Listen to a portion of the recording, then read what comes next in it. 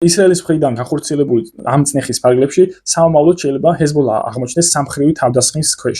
პირველი სამხრეთიდან შეიძლება ეს იყოს კვლავ ისრაელის სამხედრო ინტერვენცია, დასავლეთიდან და ჩრდილოეთის მხრიდან შეიძლება ეს იყოს ალ-ჯულანის ჯიჰადისტური ბანდების ინტერვენცია და აი ამ ტერიტორიების დაკავება, ასევე ის უნდა ვახსენოთ, რომ მუჰამედ ალ-ჯულანი საკუთარი გაპრეზიდენტებისას ახსენა, რომ მისი მთავარი მტერი არის შიიტური დაჯგუფებები და ირანი. ამ შემთხვევაში ის გულისხმობდა ჰეზბოლას და ირანს. ამიტომ ეს ინტერესი ჰეზბოლას განეიტრალების არსებობს ალ-ჯულანის ხელისუფლებისთვისაც.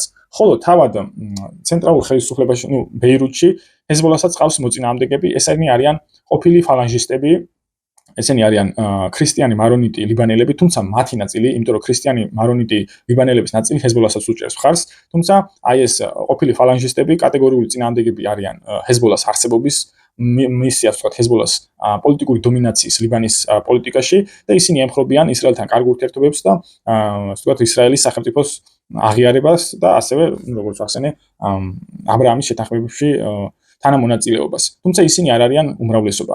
ამიტომ როგორც ვახსენე ჰეზბოლა საომავლოდ შეიძლება აღმოჩნდეს აი სამხრივი თავდასხმის ქვეშ. ორი საგარეო ფაქტორი და ერთი შიდა ფაქტორი.